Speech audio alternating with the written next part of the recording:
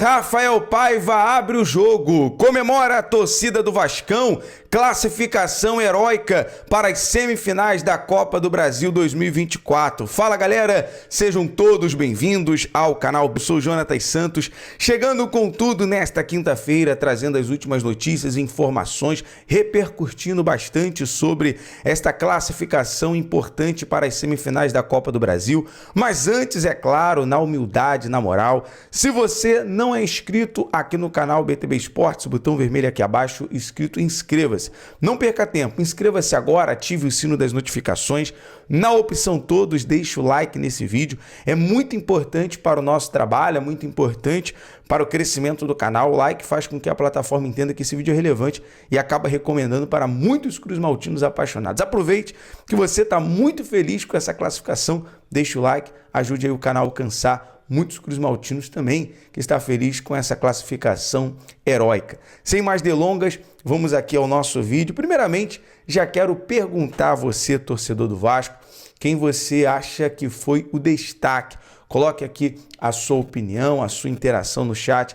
É muito importante, claro, uma partida, um desafio na Liga Arena conquistado pelo Vasco, essa classificação muito importante após aí 13 anos, né? Desde 2011, quando o Vasco se sagrou campeão da Copa do Brasil 2011, o Vasco não chega nesse período da competição e vale muito por cada jogador, vale muito pelo trabalho do técnico Rafael Paiva. Vamos falar bastante sobre isso. Eu quero trazer aqui alguns destaques, alguns pontos. Por exemplo, o goleiro Léo Jardim, ele conseguiu efetuar 4 defesas importantes dentro da área, chances claras de gol do Atlético Paranaense. Ele fez a defesa e foi importante demais.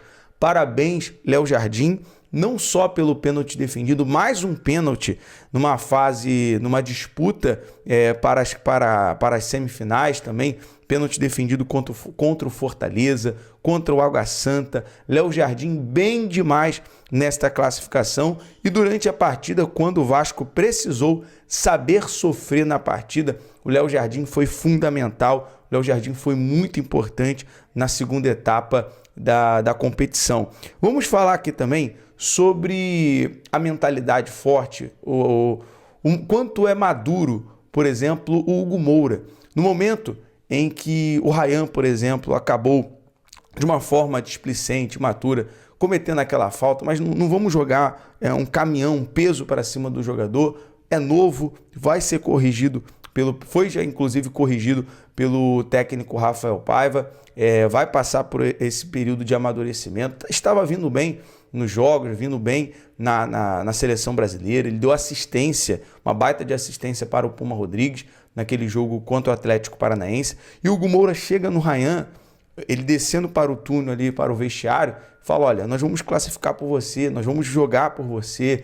Então vale muito essa união, vale muito esse espírito que o grupo tem para alcançar e buscar esta classificação. Outro detalhe, claro, é o Verratti, sempre acreditando, quando não há recursos, quando tudo parece que acabou, porque o Vasco estava com um jogador a menos e o Vasco conseguiu ser eficaz mais uma vez.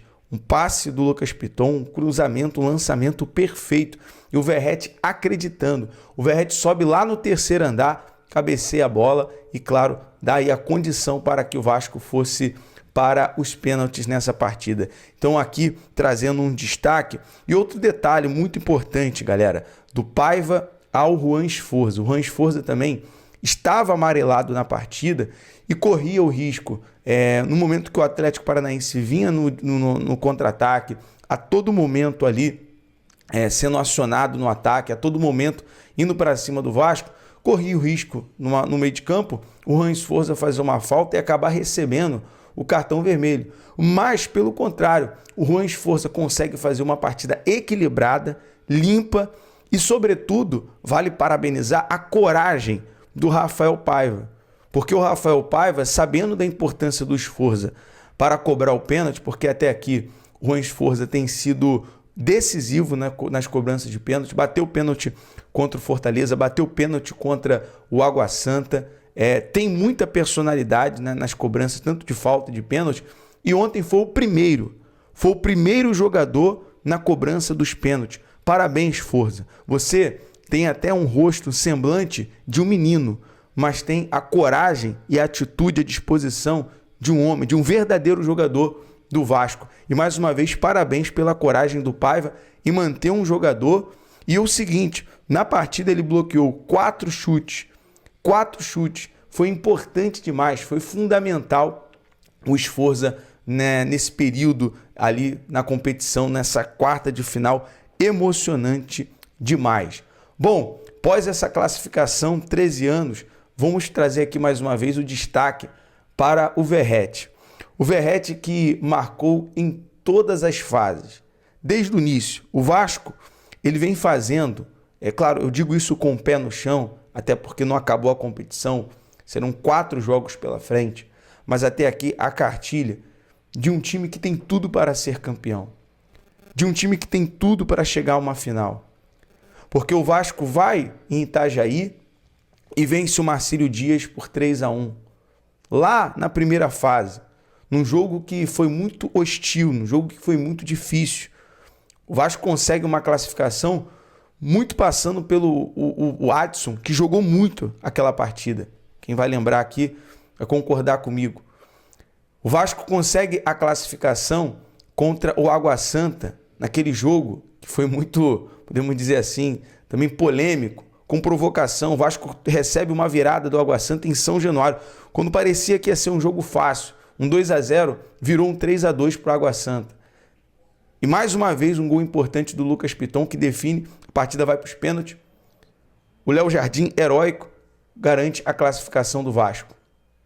Depois o Fortaleza, na chegada do Rafael Paiva, um empate na Arena Castelão com 6 defesas difíceis do Léo Jardim. O Vasco consegue a classificação lá e depois em São Januário também nos pênaltis. Então parabéns, um 3-3, foi emocionante demais, digno de uma final de Copa do Brasil. E depois se classifica contra o Atlético Goianiense, com um empate, mais uma vez um lançamento do Piton e um voleio do Verratti empatando a partida no final do jogo. Quem não lembra que o Verratti vai lá e chuta a placa lá no Antônio Ascioli, comemorando demais. Então esses são indícios indicativos de um time que quer muito ser campeão, de um time que tem condição de chegar numa final. E mais uma vez, galera, vou trazer aqui a notícia importante desse vídeo. Para um bom entendedor, um pingo é letra. E ontem ficou muito claro. Ontem ficou muito exposto. Acabou o segredo. O técnico, o Rafael Paiva, é o técnico do Vasco. O Rafael Paiva está efetivado. Por que eu digo isso? Para muito torcedor isso não é novidade. Para muito torcedor isso não é segredo. Mas todo mundo tem que saber. A mídia tem que saber. Tem que ser falado. Tem que ter matérias sobre isso. O Brasil, o mundo tem que saber que o Vasco tem um treinador efetivado. Não sei se foi por falta de conhecimento, mas ontem, ao ser questionado por um colega, o Paiva é questionado dizendo, olha, você está há 3 meses como interino no Vasco. Não foi por maldade, acredito que não. Às vezes é por falta de conhecimento. Mas queria responder, o Paiva não está como interino há 3 meses. O Vasco tem treinador. O Paiva está efetivado. E ontem ele respondeu sobre isso dizendo o seguinte, eu já me sinto treinador do Vasco, eu já sou treinador do Vasco. Com essas palavras, o Paiva conclui, eu já sou treinador do Vasco. Já estamos há um bom tempo aqui mostrando o nosso trabalho. E tudo caminha como treinador do Vasco. Não há conversas internamente de ser interino. Eu não sou interino. O Pedrinho não me trata como interino. O Felipe não me trata como interino. Os jogadores não me tratam como interino. E essa mentalidade, essa fala do Paiva é fundamental. Então acabou o segredo. Como a galera até falou na renovação do Verratti, acabou a fofoca. O Paiva é treinador do Vasco. Então o torcedor vascaíno pode comemorar. Comemore essa classificação.